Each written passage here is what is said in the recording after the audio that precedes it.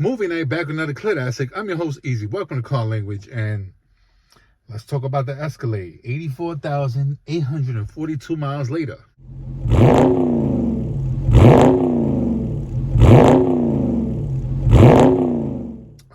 It's actually been a year since I've done a review on the Cadillac. The last time I did an update, the Cadillac had 74,000 miles, something like that. Y'all could go check that video out. Been getting a lot of good feedback in regards to the Cadillac. I guess a lot of people are interested in purchasing one, all the time. A lot of people, they want one. What's not to love? It's the Escalade. It's very appealing. It's comfortable. Yada, yada, yada, yada. So, how has it been in the last year? Literally, it's been a year ago. I just looked. I was like, I've been wanting to do a video, but I don't want to saturate my YouTube channel with just Escalade videos. But comment down below, guys, and let me know what y'all want to see. If y'all want more, let me know what you want to know about the Cadillac. I'll let you know. Thank God I don't have anything crazy to say. It's been amazing. I did not drive it for about 2 months, give or take. I was real busy. My daughter was born, and I started hearing a knocking sound, and it was something like do do do do do, something like that. Then it came to mind. I was like, it sounds like birds. It sounds like there's a nest down there, and I just didn't have time to take it somewhere. I had somebody check it out, and they couldn't find an issue. They said they thought it was coming from the engine. Then they said, oh, I don't hear anything, in the engine bay area. So they checked down in the transmission. Then it wasn't nowhere near the transmission. It was like, on the side of the transmission, the exhaust. They was hearing it coming from somewhere there. But couldn't find anything. It was like, yo, we don't know, take it to the dealer, have them do a diagnostic. And I said, all right, cool. And I did what every broke person would do. I didn't take it. I said, after 2 months, I said, let me see what the hell is going on. Because, I started thinking about doing a video. And then I thought it was too soon. And I didn't look back and notice that, it was only a month left until it was, a year had passed since I've done a video on the Cadillac. And then I started, I was like, I got to get back into this. And, so the sound, I was driving a Lincoln, I was driving a Buick, and this was put away. At one point, those last couple of days, I was like, nah, I got to see what's up with this. And I decided I was going to take it somewhere. Pull out, and the noise stopped.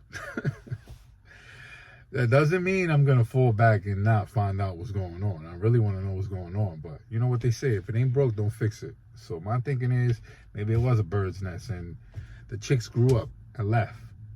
I don't know. I really don't know what to say. But so far it's been great. 84,000 miles, a year later from the last video. Before that, I haven't had any issues. So far I've owned this vehicle going on 3 years. I think 3 years and some now, and I had zero issues. It's the last time I took it to a dealer, they said it was almost time to change the transmission fluid, so we're gonna do that. The brakes are still good, tires are still good. The interior has held up pretty well. It gets a bit more dirty because we definitely been having the siblings and a lot of family members coming over to see my newborn. So it's been hard with the upkeep as far as keeping it clean and stuff like that. I just pulled it out like literally 2 months ago. That 2 months ago that it was down, it was literally like last month. So I just been driving it for about 2-3 weeks now. But I can't complain. It's held up pretty well. I'm not mad. I am scared that I got 2 more years that I owe money towards it. And it's 84,000 miles. We might reach that 100,000 miles and still owe money on it. That, I like to be transparent with y'all. That kind of scares me a little bit. Do I want to swap it for something else? Really, I really don't want the payments. really don't want to do payments anymore. Like I'm kind of done with that. I'm done paying my truck off. I want to be able to be done paying off this, and I don't want to have any like unnecessary asset bills. It is an asset. Like this is an asset. I told myself the next time I decide to finance a car, got to be something that's gonna hold its value or go up in value. I'm not on that level yet. I'm not gonna be, I'm not gonna sit here and try to, be something I'm not. But that's, that's the end game, I guess. I really want to bring more content to the channel as far as more cars go, but I'm sorry, I don't think it's worth the bills. Not yet, at least. YouTube doesn't pay me that much. Going back to the Escalade, though, like, after those 2 months and I driving it, I miss driving it. When I did get on, I was hearing the noise, and it was almost like when I'm at a stop, you'll hear it. But when I get to moving, it goes away. That was super weird. I'm like, if anything, while you move, it should be able to like get, it get worse, you'd think. But it didn't, it would stop. So I was like, maybe it's no biggie. I mean, so far so good. We've been driving it for 3 weeks. I haven't heard anything, or it doesn't feel any different. It kind of feels like it might need an alignment. I think it's been a year since I've done that. Been a little more than a year. Yup, it's been a little, I don't know. I got to check the records. And the dealer's going to tell me that because I chucked those away.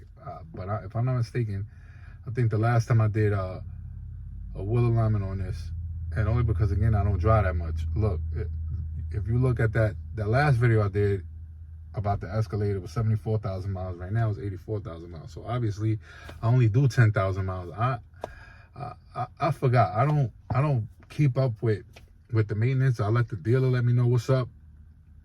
Obviously, I don't keep up with the maintenance, but she's been good to me. Do I recommend it? I still hear a lot of people talk smack about these, how they garbage, how you're going to have issues, and I've done some homework and done some research on how these things are. For the most part, they solid. It's crazy because the other day, I know it's nowhere near that. They don't make cars like how they used to, but GMC is not a bad brand. Like, I heard the first gen Escalade is like one of the best. That's like one of the best vehicles you could buy. And I was like, I thought that was BS because I hear that they're bad. I don't know. To me, aside from being, unless it's a BMW, that's the only way where you can't go wrong. Like as a couple of cars, with the exception of a couple of cars, BMW, Jaguar, Mercedes, Audi, those cars scare me to own. I'm scared of those car brands. Anything other than that, I'll be pretty confident owning one of those cars because for the most part, anybody could work on them. But when you start talking European cars, it gets a bit more, intricate when it comes to anybody wanting to do work for that matter. So yeah, allegedly that first gen Escalade is real good. It's like one of the best. And then I didn't realize this, but I had a 2003 GMC Denali, Yukon Denali, one of the Denali, the old though. It was like what the first gen, the competition to that, the Denali, bow system, leather interior. It just, it looked dated. That's why I didn't want it no more. And I wanted to keep it. It had a 6.0. I heard that engine is real good, and that's the engine that the first gen Escalade had. I didn't know that. I always thought that Escalade might have a more, like, I don't know, a different engine than their cousin GMC would. Maybe I don't know, a more powerful one, whatever. But it just so happens the Denali has the one that matches with the Escalade, and I sold it, that 2003. The other day I seen a lady that I sold it to, and I always look down that street. She lives near me. Shout out to her, and I'm glad that, I guess everything is fine. It's been a year and a half since I've sold it to her, and I remember for a couple of months I kept looking down the block to see if I saw it, because she always parks it outside, and I was like, for a while I didn't see it. I'm like, uh-oh. But this is, mind you, it's been a year and a half already since I sold it to her. So I'm looking, and I'm like, maybe she got rid of it, but I haven't seen it in a couple months, so at least she got a year from it. And I guess that's not the case. I saw her the other day. She didn't recognize me. I'm surprised she didn't, because she know that I drive this. And she was driving it. Who knows? Maybe she didn't change the engine, change the transmission, whatever, but, it's still running. And even when I was about to get rid of it, my homeboy, he stands with Ford. Like, he rocks with Ford before he does Toyota. That's both of his vehicle preferences right there. It's Ford and Toyota. He's a mechanic, by the way. He know a lot about mechanics. Before I was about to get ready, he said, you should hold on to this. And it was the extended one too. He was like, you should hold on to this. And I was like, nah, I really need, I could use the money. I'm gonna keep buying them and flipping them. And I remember when I did buy that one had 174,000 miles, and it was still running smooth. I think it had like a what was it? An exhaust leak. That's about it. And some Mexican painters had it, so it was paint like all over. And I got it detailed, the interior. I should have posted that. I'm so mad, but it was such a hoopty. I don't want to kind of bring that level of content to my channel, as cocky as that sounds. But I got to drive it for a little while, and it was good to me.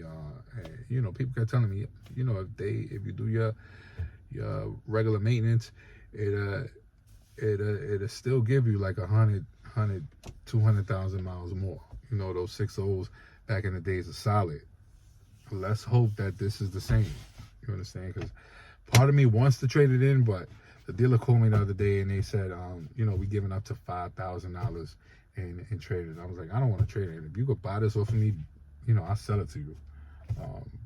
But I'm upside down, and the dealer, regardless of whether, if they were to give me the max of that $5,000 towards a trade-in, they're gonna get you somewhere. They always do. The dealer never loses unless you on that level of dealing with hypercars.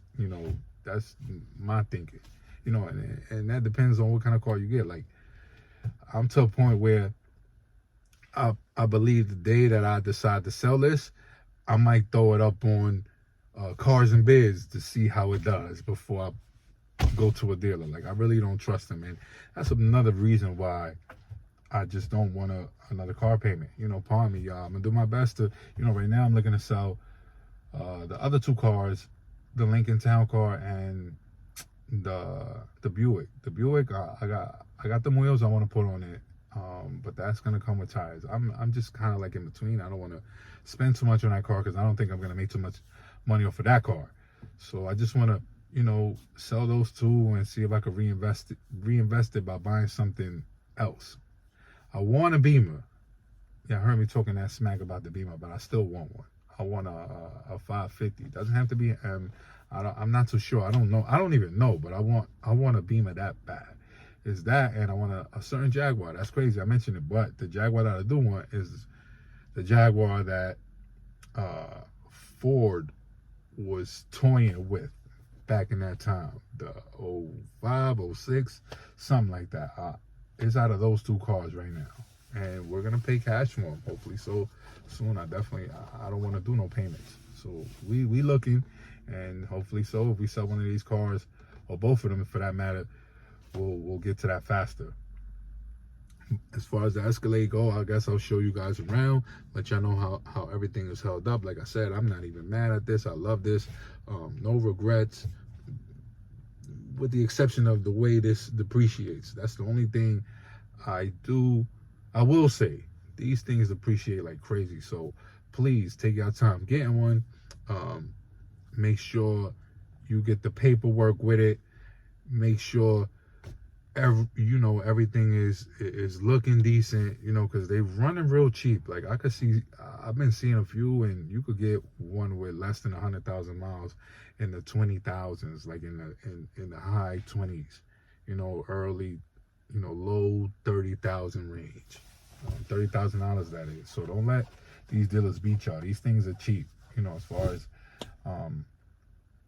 maintenance. I haven't done anything because, like I said, I got the stats, I got the data that came with this with this Escalade, and that's why it's been good to me. The guy before this, it was a lease, and they were doing everything to it.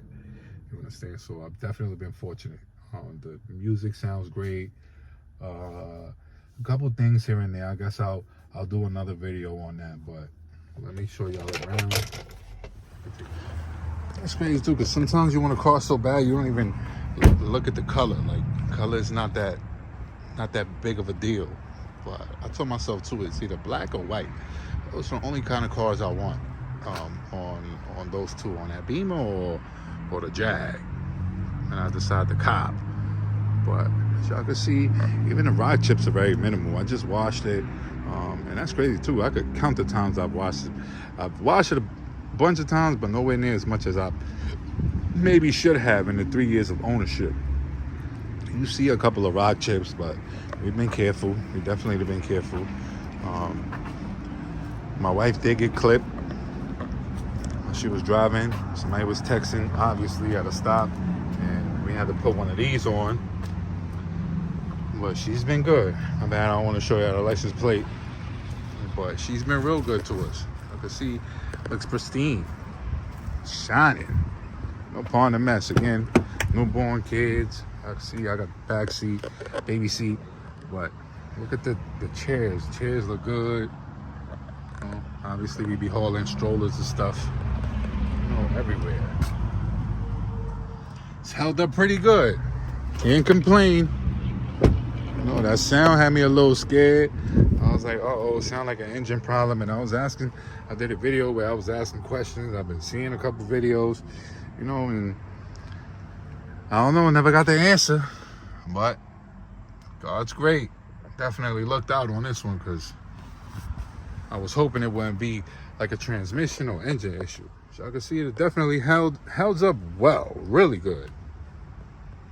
On that note, hope this video was beneficial. Again, if y'all decide to get one, I recommend it, but make sure y'all do your research, run them VINs, pay the Carfax if you had to. You do your due diligence, because I don't know what it's like to fix one of these, and I don't want y'all to find out for me either.